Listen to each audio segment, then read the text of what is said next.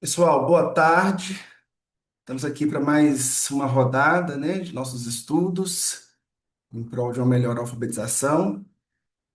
Hoje nós vamos continuar, né, de onde paramos, já é a nossa terceira aula, e vamos falar agora mais da decodificação. Então, nós tivemos falando um pouquinho sobre o processo, né, os preditores da alfabetização. Então, falamos, né, do que é importante trabalhar no infantil um, no infantil 2.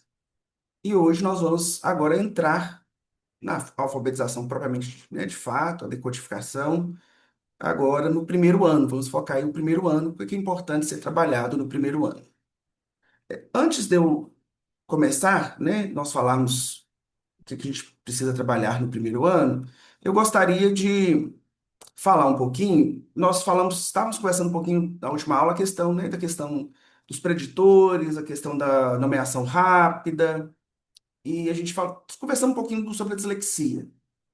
E eu queria mostrar algo para vocês, falar um pouquinho ainda da dislexia, de como que a gente pode indicar crianças que estão em atraso, né? E é interessante que isso a gente às vezes acha só no final do primeiro ano que a gente vai identificar, mas não.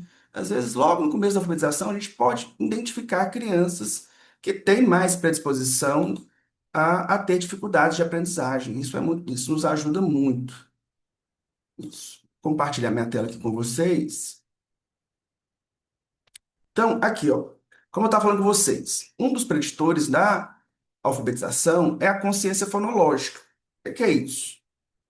A gente sabe que crianças que têm essa consciência, né, lembrando, a consciência fonológica é a capacidade da criança entender o que que é uma frase, que a frase é composta por palavras, que as palavras são compostas por sílabas, e o mais importante da consciência fonológica, nós vamos falar mais hoje, da consciência fonêmica, que está dentro, né? Então, a consciência fonológica pensa que é um guarda-chuva. Nesse guarda-chuva, nós temos debaixo desse guarda-chuva consciência de frases, consciência de palavras, consciência de sílabas, e a consciência fonêmica, ou seja, a menor partícula do som. Então, nós temos as sílabas. Qual que é o grande problema hoje no nosso sistema educacional brasileiro, né? Nós trabalhamos muito com as sílabas, né? A maioria dos nossos métodos ou são global e silábico, né? A gente usa lá o silabário. Praticamente, a gente alfabetiza as crianças, ensinando as crianças a memorizar as sílabas. Só que qual que é o problema disso? Quando eu não ensino, então nós ensinamos as crianças a decompor, né, frases, a criança entende que a frase é feita de palavras, que as palavras são feitas de sílabas, mas a gente para aí, a gente não dá o próximo passo, que é muito importante, e é o mais importante, é a consciência fonêmica. É a criança aprender que a sílaba é feita por dois sons. Ou seja, quando eu tenho a sílaba pá, eu tenho dois sons aí, o som de uma consoante e o som de uma vogal. A consoante é o p, né, que é o P, e aí a gente fica muito, né? P mais A faz pá. Não, P mais A não faz pá. Não é o nome da letra que forma o som da sílaba, né? É o som. E aí a gente, né, acha que a criança vai entender pelo nome, né? Então é muito importante. A gente ensina os nomes das letras simplesmente para as crianças saberem soletrar. Mas o mais importante é a criança aprender, e aí nós vimos isso, né? Isso é importante ser trabalhado no final do infantil 2 é a criança saber os sons. E aí, né, é importante saber, muitas vezes, ano que vem, quando começa esse processo, ou até os professores de primeiro ano que já estão, trabalhar isso com as crianças, tirar uma aula, né, colocar aquele videozinho que eu mandei para vocês, para as crianças entenderem, olha, a letra tem um nome, mas ela tem um som. E o mais importante para a leitura, e o mais importante para a leitura é a criança saber o som, né? Nem tanto saber o nome da letra. Porque na hora de ler, ela precisa saber que som que aquela letra faz. Então, isso que é a consciência fonêmica, a criança saber que a sílaba pá é formada por dois sons, o pã, né? Que é o som do P, que a gente brinca. Aí a gente usa alguns recursos, vocês viram lá no vídeo, né? Algumas dicas, algumas pistas para a criança lembrar e memorizar, né? Não ia memorizar, porque os fonemas, gente, a nossa língua, quando você é um falante português, você tem esses fonemas, você produz esses fonemas. Você não tem a consciência explícita, mas implicitamente você sabe. O que a gente sabe hoje é que é importante a criança ter a consciência explícita, ela saber, ó, a menor partícula do som é o P, é o P, é uma consoante. O A, né? As vogais são mais fáceis, porque o nome das vogais é parecido com o som que elas produzem, mas as consoantes não. As consoantes, o nome é um, então o som é P, mas, né, o nome da consoante é P, mas o som é P. Aí nós vimos lá no vídeo que a gente usa alguns recursos, né? Tipo, olha, aquele barulhinho. Então, às vezes, a gente ajuda a criança a entender. A gente pareia, a gente faz o pareamento, né? A gente faz o pareamento do som da letra com algum som familiar à criança. Olha, é aquele som que quando você pega uma raquete, bate na bolinha, faz esse som. Pá! Então você, o S é o som da cobrinha. Que aí vai ajudando a criança nem é memorizar, ela associar ao som que ela já sabe. Esse som, né, os sons dos fonemas da nossa língua, ele já está na nossa cabeça. A gente só precisa aprender a decompor. Porque a letra, né, o grafema, ele é uma representação desse som. É um símbolo que representa um som, né? Então a criança precisa ficar muito claro, muito explícito para isso. Olha, a letra representa um som, você tem que buscar esse som. E o som a gente já tem na nossa memória, né? É como se a gente fosse imaginar que os fonemas, os sons, como se fossem notas de partituras, né? Então, mas basicamente, né, é, ler, né, é você fazer a leitura de uma partitura. Assim como lá na partitura da música, aquilo representa uma nota musical, cada letra representa um fonema, ou até às vezes, né, no caso dos dígrafos, duas letras representam um som só. Então, a leitura é você ler uma partitura. Você está vendo aquelas letras ali, aquelas letras representam sons. Lógico que no começo a criança vai decodificar, mas à medida que ela vai, né, associando som por som, depois uma área do nosso cérebro, que é responsável por isso, ela memoriza a palavra toda, automatiza, nem é memorizar, ela automatiza. Ela vê a palavra, que é o que a gente chama de fluência, isso no segundo ano. A criança, aquelas palavras que ela vai vendo mais, ela não precisa decodificar som por som, ler a partitura ali, letra por letra. Ela vai ler a partitura como se fosse palavra por palavra. Ela vê aquela palavra, ela torna-se um ícone, um ícone. Sabe quando você vê ali na televisão, ou no celular mesmo, né? No celular, vou até pegar aqui para vocês verem. Então, no celular, nós temos os ícones, né? Então, eu falo, olha, esse ícone aqui é o meu aplicativo do gov.com, aplicativo do banco.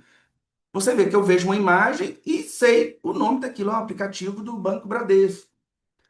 A palavra, gente, é basicamente isso. Quando a leitura fica fluente, a palavra se torna um ícone. A criança vê, nós, né, somos leitores fluentes, nós vemos a palavra e nós sabemos, associamos rapidamente. Então, eu vejo a palavra casa, eu já não decodifico mais. Casa, eu não estou decompondo, né? Quando eu vejo a palavra prato, eu vejo ali e meu cérebro já vem na memória, já puxa no meu dicionário, né? Já puxa na área do meu cérebro o som. Então a gente passa a ler fluente. Então, leitura fluente é quando as palavras se tornam ícones, né? É como se fosse um aplicativo ali. Eu vejo a imagem do aplicativo e eu já sei qual que é aquela palavra. Então, mas isso primeiro a criança precisa aprender a decodificar.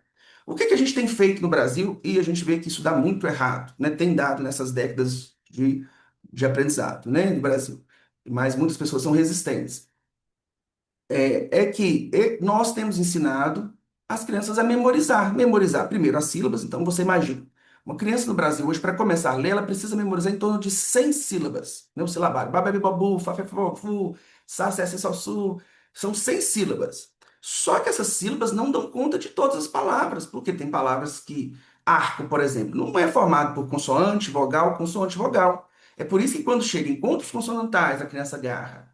Quando a palavra tem qualquer formatação que não é uma consoante, uma vogal, casa, qualquer palavra que não é formada assim, a criança ela não consegue. Lógico, aí o que no Brasil a gente faz? A criança, por exemplo, palavras como arco, prato, no Brasil hoje a criança tem que memorizar a palavra inteira. Ela já tem que dar o salto direto no pro ícone, né? E isso gera um esforço muito grande. Pessoas, crianças que não têm dificuldade de aprendizagem, como dislexia, TDAH, elas pegam entendem, elas implicitamente elas entendem, olha essa palavra aqui, prato, esse P e R que tem um som de pra, e aí depois às vezes ela generaliza, né, para outra palavra, né? Primo, por exemplo, prata, ela vai generalizando, ela sabe que o P e R faz esse som, né? Mas a criança que tem dislexia, ela não consegue, então ela precisa saber o som, ela precisa decodificar, ela precisa saber que o P faz P, e ela precisa saber que o R tem dois sons, né? Mas um deles é o R. Então, quando ela junta P, R, faz Pr. Quando ela põe uma vogal, pra. Quando ela põe a outra vogal, PRE.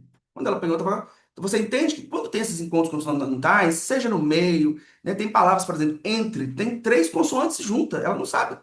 Aí entende a consciência silábica? Entre. Então ela sabe que o en está numa sílaba, o tre em outra. Tá vendo como a consciência silábica é importante? E por que que a consciência fonêmica também é importante? Porque quando chega nos encontros consonantais, né? Plantar. Ela precisa saber que o p e o l faz pl. Se eu pego uma vogal, plá, plé. Então, a importância disso, né? Porque ela consegue ler se ela sabe. E olha como que é mais fácil. Se a criança nós temos 30 fonemas na língua, no português, né? 30 fonemas básicos, 30 sons básicos para a gente produzir todas as palavras. Você imagina, uma criança precisa memorizar 100 sílabas, mais uma quantidade de palavras que não tem essa questão, né? Sílabas irregulares, para ela começar a ler. Se ela decodificar os 30 fonemas, se ela saber 30 fonemas, que hoje eu falei, né, já está na memória dela os fonemas, ela só precisa memorizar qual letra, né, ela só precisa parear qual letra corresponde a qual fonema. Então, são 30 pareamentos. O que que é mais fácil? Você decorar 100 sílabas, mais uma infinidade de palavras irregulares, ou você memorizar 30 sons, parear, nem memorizar, né? Parear 30 sons a 26 letras. É bem mais fácil o pareamento. Não, também não é economia. É por isso que o método fônico ele é tão mais funcional hoje, né? É tão mais funciona tão melhor. Isso provado cientificamente para os estudos, né? Lógico que não é um método só, né? O método fônico é essa parte aqui da decodificação. Depois a gente vai usar outras estratégias. Por isso que hoje a gente fala em alfabetização baseada em evidências, né? É um processo. Mas no processo do primeiro ano, né, o método fono da criança decodificar é o melhor, né? A criança entender a relação dos sons com as letras, né? Fonemas e grafemas é o mais importante. Outra coisa importante, então isso é a consciência fonológica, é importante também a gente avaliar nas nossas crianças a psicomotricidade, né? O que que é isso? Algumas crianças com dificuldade de aprendizagem, ela pode estar prejudicada, né? Então, muitas crianças com dislexia apresentam dificuldades na integração entre o cérebro, né, e o movimento, né? Então, a criança tem esse descompasso entre o planejamento e o motor, né? Isso gera lentidão motora. Tem criança, né, tem dificuldade de organização corporal. Então, uma das formas da gente perceber uma criança, por exemplo, de dificuldade de aprendizagem, no primeiro ano, eu vejo a criança que ela está sentada, sabe, encostada no negócio, o corpo dela não tem postura, né? Você já começa a perceber pela postura da criança que às vezes ela pode ter um problema de psicomotricidade, o controle de tronco, né? A forma de pegar no lápis, né? A criança não faz essa pegada trípode, né? Então, uma postura inadequada ao escrever, uma dificuldade em automatizar o movimento. Então, até pelo próprio desenho, né, de não ficar nas margens, aquilo já vai me dar um indicativo que aquela criança pode, né, ter dificuldade. O cansaço maior durante as tarefas escolares, aquela criança que escreve um pouquinho e tem que parar. Outra coisa importante de vocês, né, no primeiro ano, né, tá recebendo aquelas crianças ali, observar se a criança tem noção de direita e esquerda, né, a gente chama de lateralidade, né? Então refere-se à consolidação dos lados direito e esquerdo do corpo. Se a criança tem, isso aqui é meu lado esquerdo, esse é meu lado direito. Algumas crianças, né, com dificuldade de aprendizagem, dislexia, apresentam dificuldades nessa organização espacial, corporal, mas também, né, confunde ali na folha, direita, esquerda. Então, essas crianças, geralmente, elas podem escrever, é muito comum, gente. Você viu uma criança que escreve letras espelhadas, por exemplo, o P e o B, né, tá espelhado, uma está para baixo, outra está para cima. Então, a criança confunde essas letras, né, escreve, né, ali, espelhado. É, né, tem palavras também, o D, que são parecidas com outras letras, né? Você percebe isso, você olha, essa criança está invertendo as letras. Isso já é uma suspeita de dislexia. Criança que inverte, né? Inverter letras, a criança que inverte os números, né? Então, o 6 e o 9 ela confunde, porque também, né? Às vezes ela espelha o 9 para cima, o 6 para baixo. Você percebe que ela escreve, né? Você fala assim, escreve o número 6 para mim aí. E aí ela faz o 9, já levanta a suspeita de, né, da dislexia, dessa dificuldade de aprendizagem, aí às vezes já é um momento a gente encaminhar. Às vezes a gente fica esperando a criança no segundo, terceiro ano, que a criança não está aprendendo a ler, para encaminhá-la para uma avaliação, né, psicológica, fonoaudiológica. E às vezes já no primeiro ano a gente consegue perceber isso.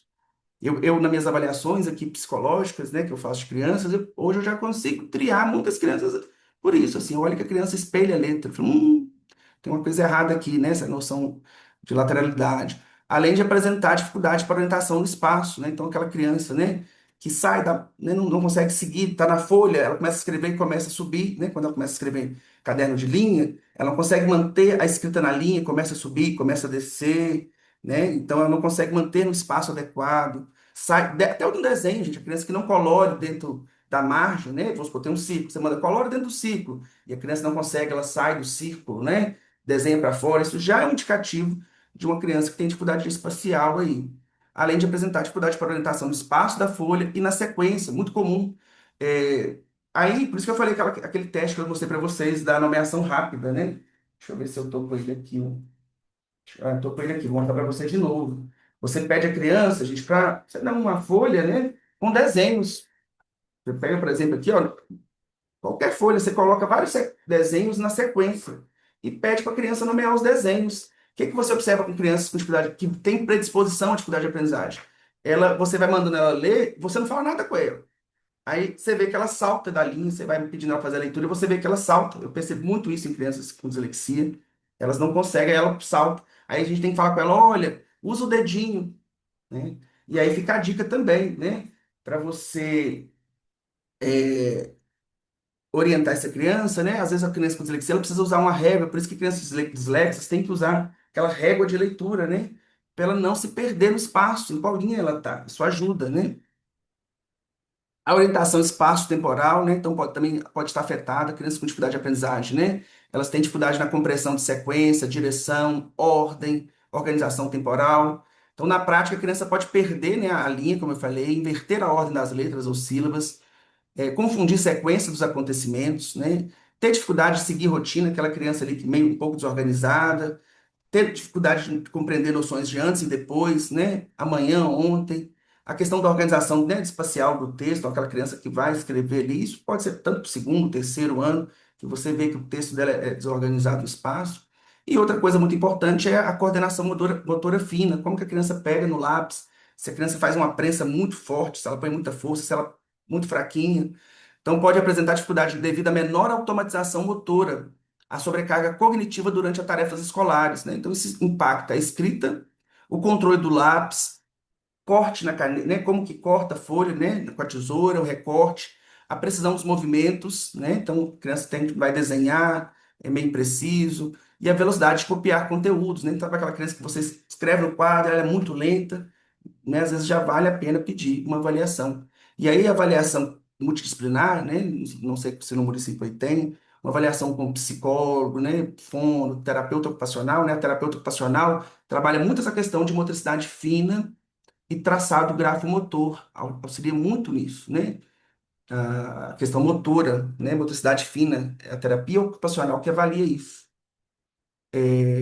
Percepção auditiva, né? Então manda para fono, às vezes tem criança, às vezes a atividade de aprendizagem pode ser um problema de visão, pode ser de audição, a fono percebe isso, pode ser quando a criança faz troca na fala, então você vê uma criança que fala errado, né? Ela não faz o som do L, ela não faz o som do R, né? Ela fala planta, ela fala planta, você já, aí você pensa, não, é porque, né, que essa criança fala errar, não, às vezes, né, é um desvio, é um transtorno da fala. A criança que tem uma alteração, um transtorno da fala, ela vai ter dificuldade em aprender a escrita, gente.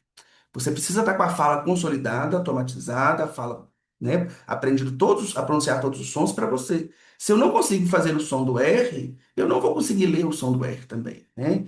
Então, percebeu trocas na fala, encaminhar para fono, percepção visual, né? Às vezes a criança, você vê que ela faz muito, traz a folha muito para perto do rosto, né?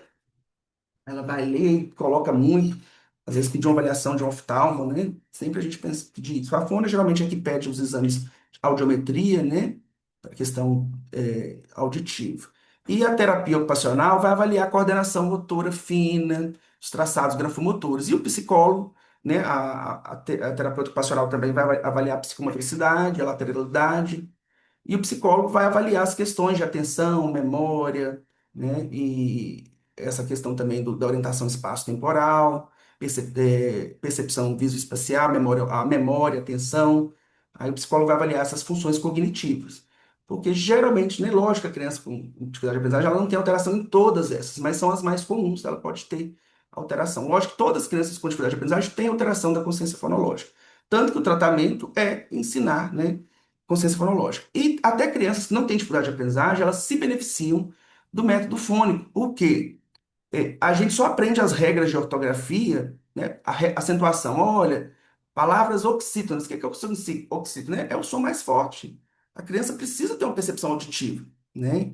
Então, trabalhar consciência fonológica é trabalhar a audição. Ó, eu percebo que essa é a sílaba mais forte, né? Se a criança, a gente não trabalha essa audição, crianças, palavras oxítonas terminadas em ditongo aberto. A criança só vai saber se o que que é um ditongo com ensino explícito. Olha, ditongo é encontro de duas vogais, e sendo uma vogal aberta, né, ditongo aberto, a criança precisa saber o que que é uma vogal aberta e fechada, e só, né, o método fônico ensina isso, o que que é aberto, o que que é fechado. Ó, o E de elefante, é um E fechado. O café, o E do café, é o E aberto, uma vogal aberta.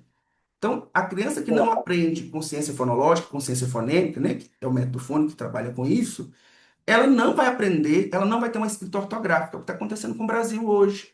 Todas as nossas crianças, eu posso dizer, né, uma turma que eu fui de quinto ano, todas as crianças não tinham no quinto ano escrita ortográfica, né? Elas não conseguiam seguir as regras ortográficas e aprender, porque elas não tinham noção, né, consciência dos sons, dos fonemas. Então, tem que ser ensinado os sons dos fonemas de forma explícita, né? E sequencial, é o que nós vamos aprender hoje. Vamos mudar aqui agora e voltar. Então, continuar de onde nós paramos. Nadinha, Mauro. André, seu som está aberto. Deixa eu mutar ele aqui.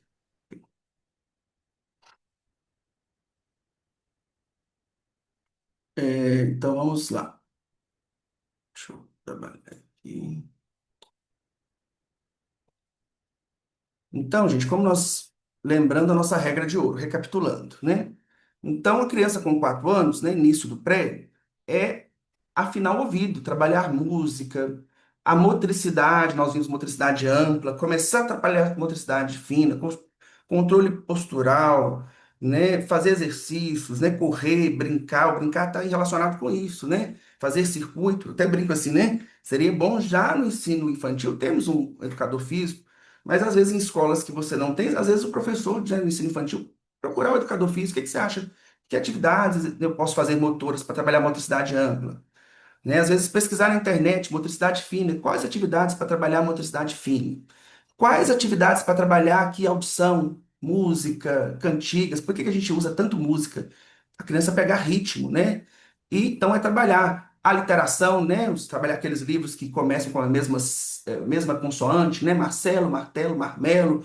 Então trabalhar palavras que começam, porque a criança já vai pegando a consciência, ó, o M, Marcelo, martelo, marmelo, a literação, né? Rimas, né? Menino roeu a roupa do rei. Então, ela vai pegando os sons de vogais, as rimas, né, das vogais e a literação, o som das consoantes. Isso já com 4 anos. Com 5 anos, já é trabalhar um pouco dessa relação, já direta, já mostrar para a criança, começar a saber, aprender. É engraçado, né? Estava lendo um livro falando, é melhor a gente começar ensinando os sons das letras, né? Às vezes, olha, vamos aqui ver essa letra aqui, olha o som que ela faz, para depois ensinar o nome. Por que que a gente faz geralmente, né, no infantil 2 a gente só ensina o nome. E o nome não tem utilidade nenhuma para leitura. Eu falei, o nome da letra, gente, só serve para a gente soletrar. Sabe? É importante a gente saber o nome da letra. Por exemplo, você está num aeroporto, aí fala, gente, atenção, embarque no saguão G. Importante eu saber o que é o G, né? Mas é para isso. É fulano, como que soletra o seu nome? É para isso, gente.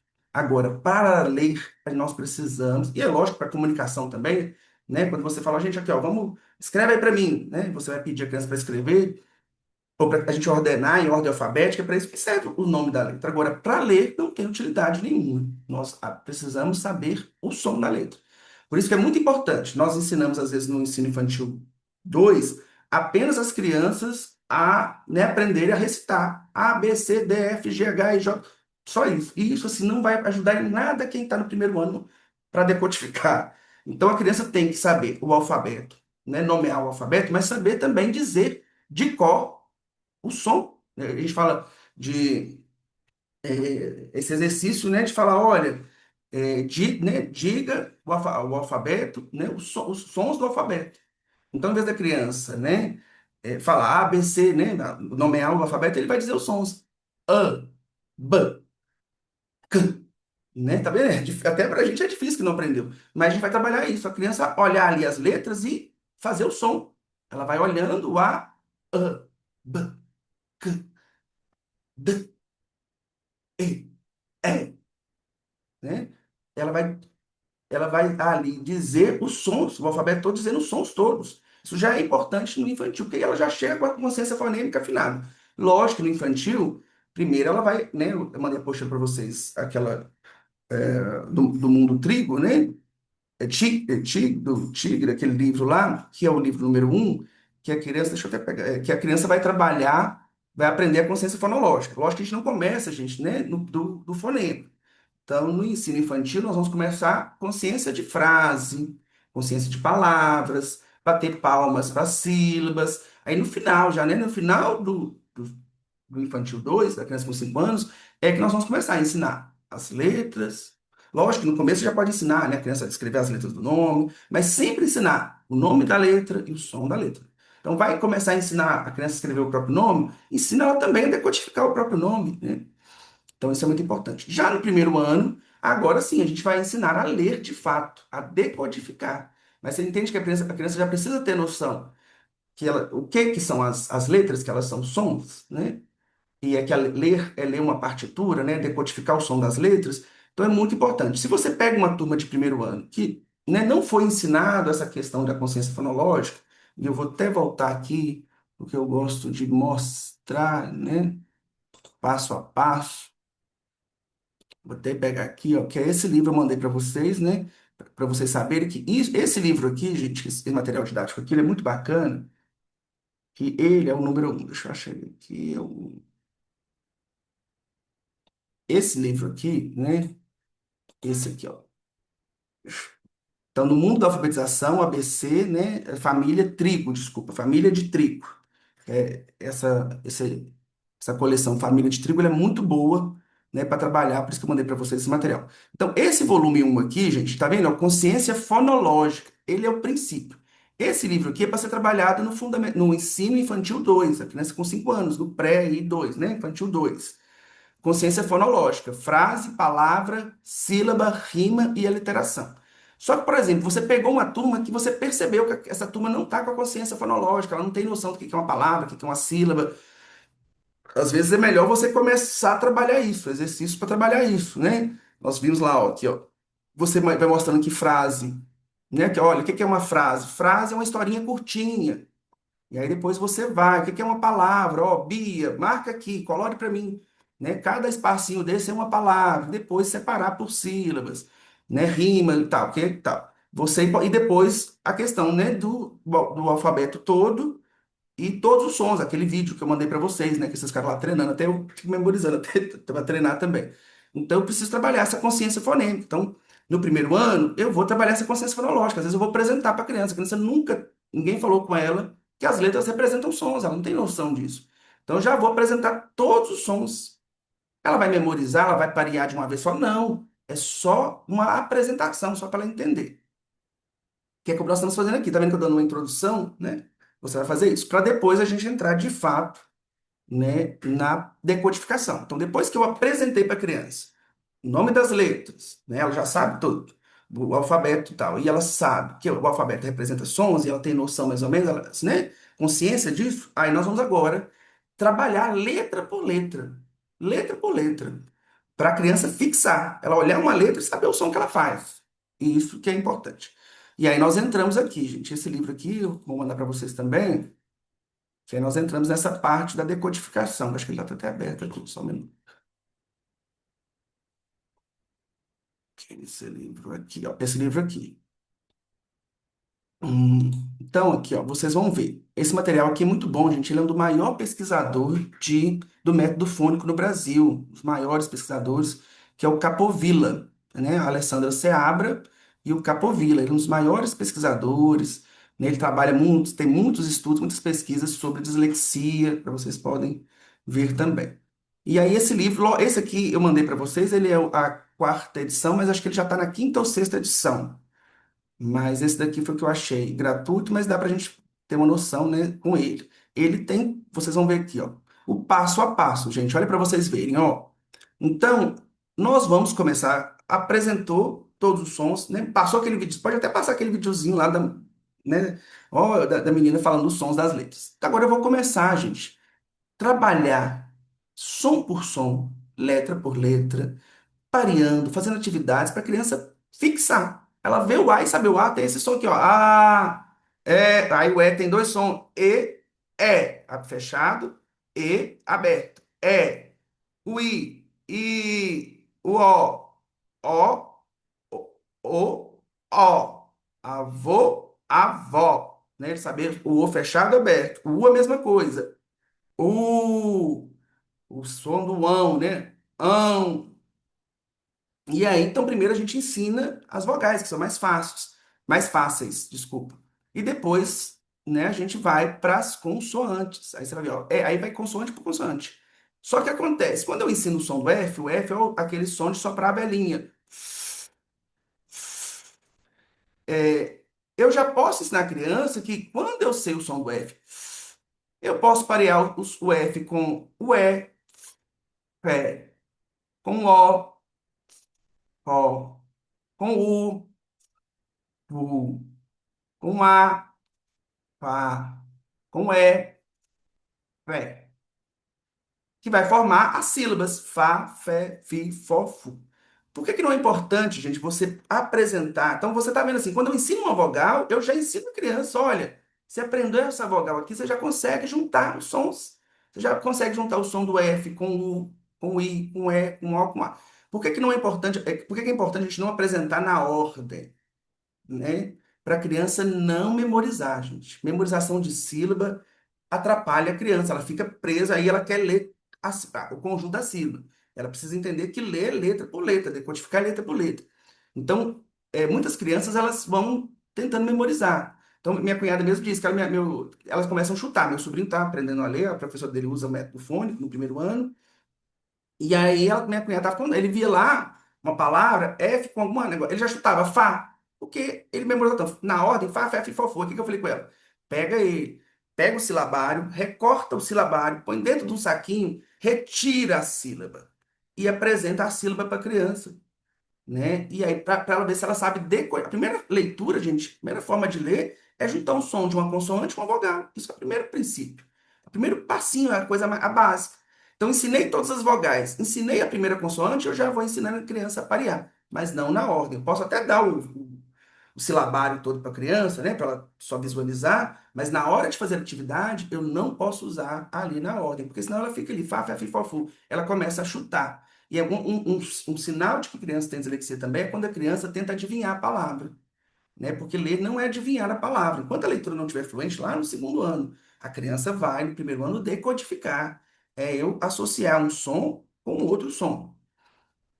Então, vocês entendem? Que quando eu ensino o F, eu já posso ensinar a criança a parear com todas as vogais. Então, ela já sabe ler cinco sílabas, né?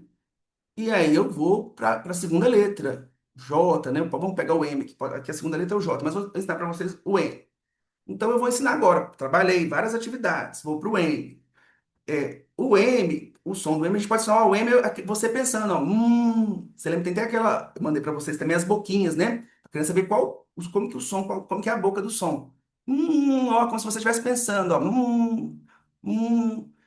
Só que aí eu faço isso para a criança e falo assim: olha, esses sons que nós começamos a ensinar, a gente tem uma ordem, essa sequência aqui que você está vendo no livro, ele não é aleatória. Então nós começamos,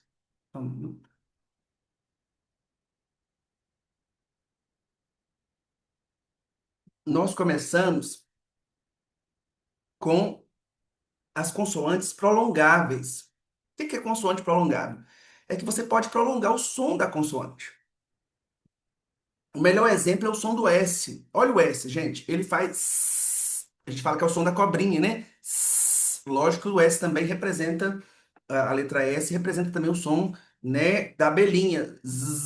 Tem esses dois sons, né? O S e o X são palavras, são letras difíceis porque elas, né, representam mais as palavras mais de um som no português. Mas o S praticamente são esses dois sons. O mais comum, né? O som da cobrinha. Olha para você ver como que você pode prolongar o som. E aí eu ensino a criança que o som do A é o som de ir ao médico. Ó, quando você vai no médico, o que o médico pede para você fazer? Ó, Eu ensino a criança a juntar. Olha, prolonga o som do S. Agora faz o som do A. Tá. Eu tenho uma criança que eu trabalho com ela, né? Que ela tem dislexia. Aí o que que a criança faz? Às vezes ela dá uma pausa. Ela faz assim, ó. Mas tá vendo que já sai parecido, ó. Que ela para, ela, né, para e tal. Aí a gente tem que ensinar, ó, não faz mais rápido. Não dá pausa, não. Então a gente fala com a criança, ó, é sem pausa. Você tá dando pausa.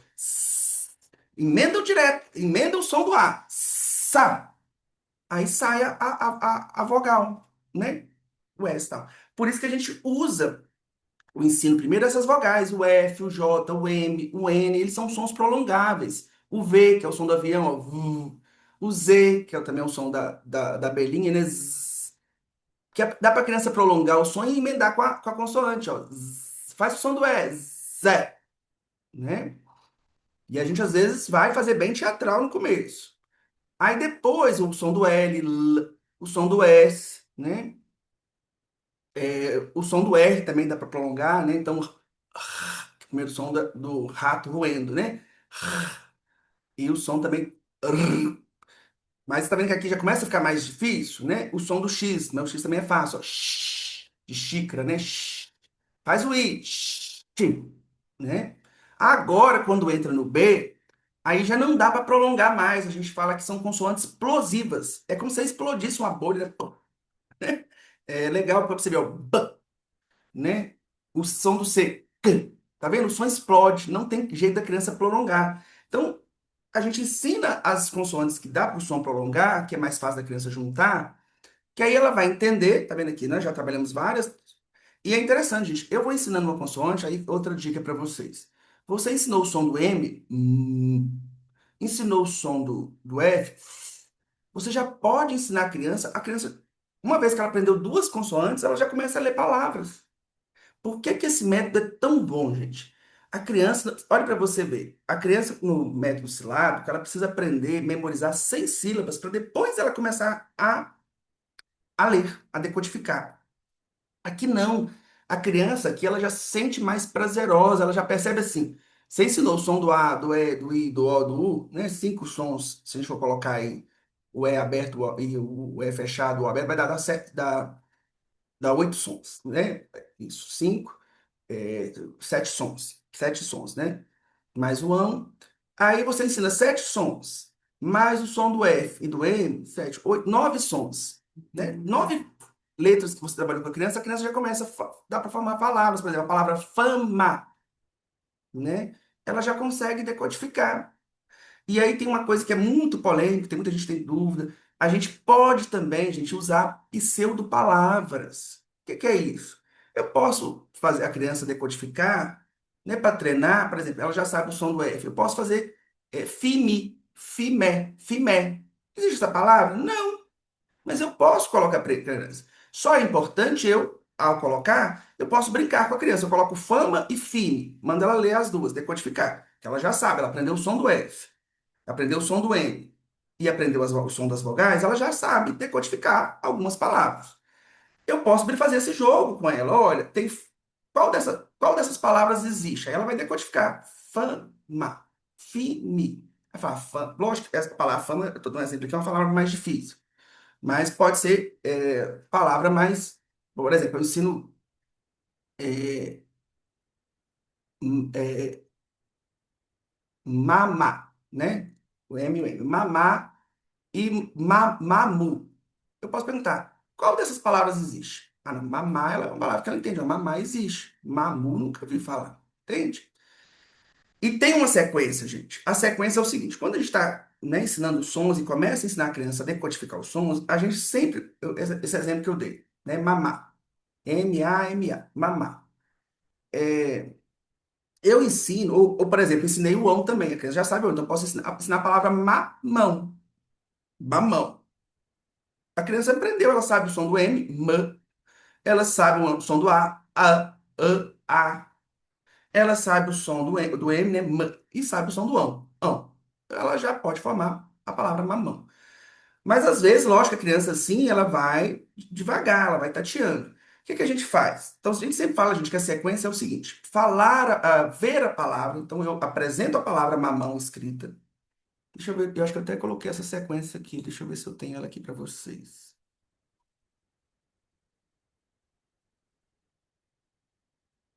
Acho que ela não está aqui, não, mas, mas a sequência é essa: é ver a palavra, né?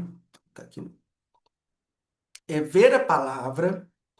Depois de ver a palavra, a criança precisa, né? Você mostra a palavra para a criança, ela ouve a palavra, então, ver, ouvir, a criança repete a palavra, e aí quando a gente fala a palavra, outra dica, né? Então eu mostro, apresento a palavra mamão, eu falo mamão, mas é importante eu soletrar o som, fazer a soletração da palavra por som, não por nome de letra. Ma. Vamos aqui, ó. Eu apresento os sons, ó. Essa palavra, ão. Junta aí, gente. Mão. Depois que elas tentam repetir, ela aí, a criança repete, né? Eu vou soletrando e falo, não, vamos soletrar aqui pelos sons, não é pelo nome. Aqui, a primeira letra, né? Aí eu não falo o nome da letra, eu falo o som. Vamos lá, a segunda letra, olha o som. Segunda, a outra letra, de novo. E ão. Vamos juntar tudo, gente. Ma, ma. E aí eu falo, dou suporte, né? Vou dando suporte para a criança. Agora, tem uma coisa, quando você percebe que a criança tem suspeita, né, de dislexia, aquela criança está ficando mais lenta, você pode pedir ela para desenhar, para escrever a palavra no ar. Então a criança faz o M, o A, o N e o ão. Por que que você vai pedir a criança para fazer isso? A criança que tem dislexia, gente, ela tem um problema no cérebro da conectividade cerebral do hemisfério esquerdo aqui, ó, desse lobo temporal, né? Tem umas áreas lá, o giro angular, né, vai estar prejudicado.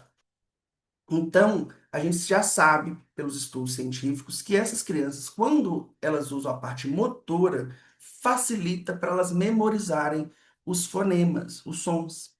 Então, tem criança que, né, você percebeu que ela está mais ali atrasando, pede no ar, na mesa, né? Usar massinha, desenhar a letra de massinha, que isso facilita. Então, o que que a criança vai fazer? Uma criança está lá com dificuldade, nem todos, mas aquela que está mais atrasadinha. Você pode falar, mostrar para ela a palavra mamão. Ela vê a palavra escrita. Você pode pedir, você vai, né, falar os sons de cada letra da palavra, depois o som da palavra completo. Vai pedir ela para repetir. Mas com essa criança, você pode dar massinha, fala assim, desenha aqui, faz em massinha cada letra e repete, desenha, né? Faz o M de massinha e faz o som do M.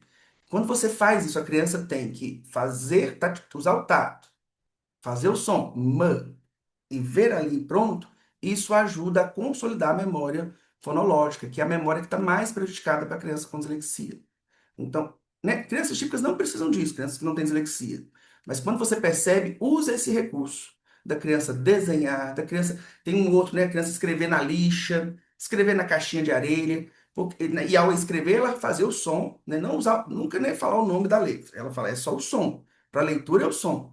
Letra, o nome da letra, a criança precisa saber, né? Lógico, mas você pode pedir as duas coisas. Ah, beleza. Esse som aí é de qual letra? Né? Para ela memorizar também, se ela não sabe as letras ainda memorizadas. Mas o importante é o som. Você pede, olha, desenha aí a letra M. Você já falou com ela qual a letra que você quer. Aí ela não sabe, você pode mostrar a letra M para ela. Agora faz aqui, ó, tá a letra M. Faz ela de massinha, ou desenha no ar, ou faz na lixa, ou faz na areia. Várias coisas. Porque aí a criança vai juntar o motor, o visual, e isso que é o método multissensorial, gente. E o auditivo, você falando o som para ela. Você tá vendo que ela está trabalhando todos os sentidos? Então, crianças com dislexia, a gente precisa usar multissensorialidade, incluir o tato, né? Não dá para trabalhar só a visão, a audição, né? E o verbo e a fala. Você tem que usar todos os sentidos, inclusive o tato, né? Percepção. Então, com aquelas crianças que tiver mais dificuldade, dê esse passo a mais. A criança que não tem, não precisa. É só a criança, né? Ver, né, a palavra escrita, você fala a palavra para ela, falando o som de cada, né, de cada letra, de cada fonema da palavra, fala a palavra inteira, a criança repete os fonemas, repete a palavra e tal. Pode parar por aí. A criança que tem dificuldade, né, maior, você pode pedir para usar massinha, escrever a palavra, tal. Outra coisa, gente. Lógico que no primeiro ano vocês pedem muito cópia para a criança, né? Mas assim, gente, no primeiro ano é importante a criança, né, treinar a cópia, mas é importante que quase 60% seja da decodificação, 40% da cópia. Às vezes eu percebo, muitas vezes a gente fica muito no primeiro ano mais na cópia, a criança copiando, a criança vira um excelente copiador, mas o mais importante que é a decodificação ela não pega. Então, eu tenho crianças que elas sabem escrever perfeitamente. Tinha uma criança que a mãe trouxe o caderno dela para mim, né? E eu olhei a letra maravilhosa, uma letra bonita e tal, tudo certinho. Mas aí, quando eu pedi ela para ler, ela não lia quase nada. Então, eu vi que aquilo era cópia, ela aprendeu cópia. Então, às vezes, eu vejo que a gente gasta muito, a gente faz o inverso: 70% criança copiando e 30%.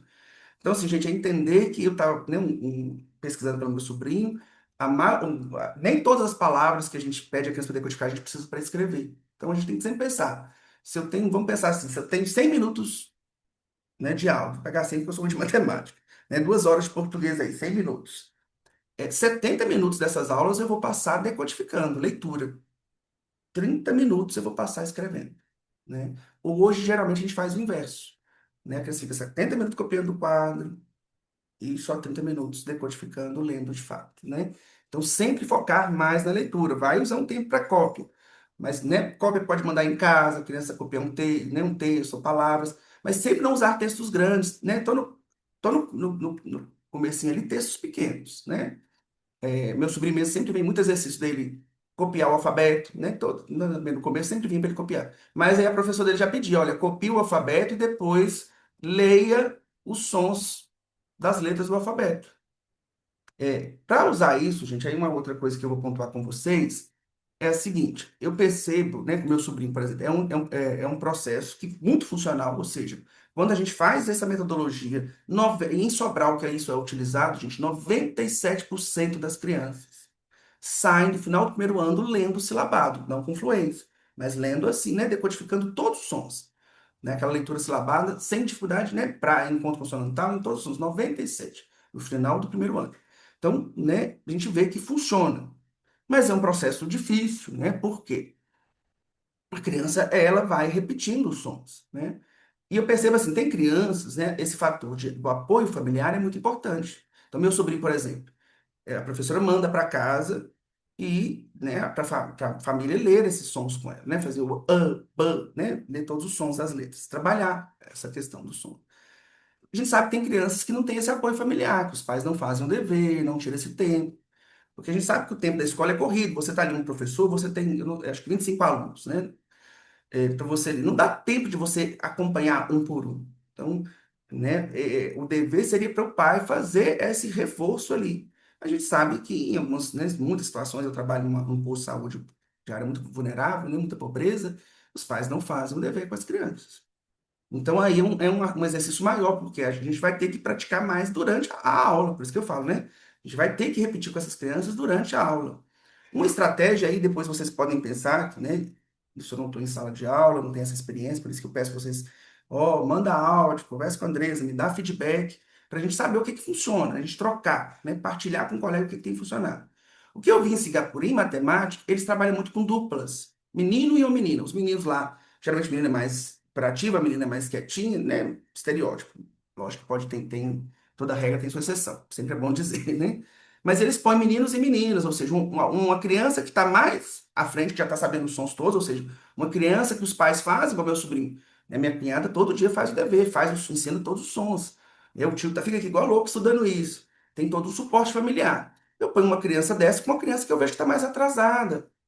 Uma vez que essa criança ensina essa, né? Essa criança que vai ficando mais forte ainda, e essa vai ter um apoio dessa outra criança, porque o professor não dá condições de dar suporte para todas ao mesmo tempo. E lembrando, né, gente, que aí eu sou amigo hoje, tenho um amigo meu que é professor e está na sala de aula, eu converso com ele e falo, Samuel, aí tem a questão da inclusão, Samuel. Tem uns meninos com autista que não verbais, agressivos. Eu falo, ô, Samuel, isso aí não tem. No Brasil, nós vamos ter que conversar sobre essa inclusão total ainda. Não tá, né? E eu sei que tem isso ainda, tem as crianças. Ela falou, Samuel, mas ele falou comigo, né, Samuel? Mas os meus colegas professores, a gente fica indignado, porque nós não formamos para ser psicólogo, para ser TO, para ser fono, a gente não sabe tudo, não. Como que eu vou fazer um programa terapêutico lá para criança? A gente não é clínico. Eu falei, "Ô, eu sei, né? Nós não conseguimos alfabetizar direito, quanto mais, né, trabalhar com crianças com deficiências graves, como autismo nível 3. Tem uma criança autismo nível 3 e aí tem hora que tem que parar a aula. Então tem essa questão da inclusão, que eu não vou entrar nisso agora, mas eu sei como desafio que é, né? Então você tem ali, às vezes, na turma do meu sobrinho, tem 6 crianças com deficiência, não só autismo. Então, assim, o professor, né, vai desdobrando, tem os monitores, mas é difícil. Mas com as crianças, né, que não têm dificuldade, não têm transtorno, deficiência, você vai utilizar, às vezes, estratégia, colocar uma que está mais adiantada, que pega mais rápido, porque as crianças têm velocidade de processamento diferente, têm memória diferente, e coloca aquela que está um pouco mais. Ah, vai atrasar? Não. A criança ali vai ajudar, vai dar suporte, vai ajudar ela a memorizar, e vai apoiar a outra, né? Então, é uma das estratégias. 4 horas a gente faz a pausa. Vai direto, depois só me manda mensagem aqui, gente. Deixa eu olhar aqui as caixas de mensagem. Samuel, ô Samuel, a gente vai fazer a pausa, tá? Beleza. Vamos pausar 10 agora, minutos. então. 10 minutos, então. A gente volta 16h10, beleza? Aqui eu te mandei algumas perguntinhas e umas colocações no chat. Vou Aí ler na aqui. volta, se você Vamos... Na volta, eu vou puder ler dar aqui. Então, na volta a gente olha, tá bom? um. Obrigada.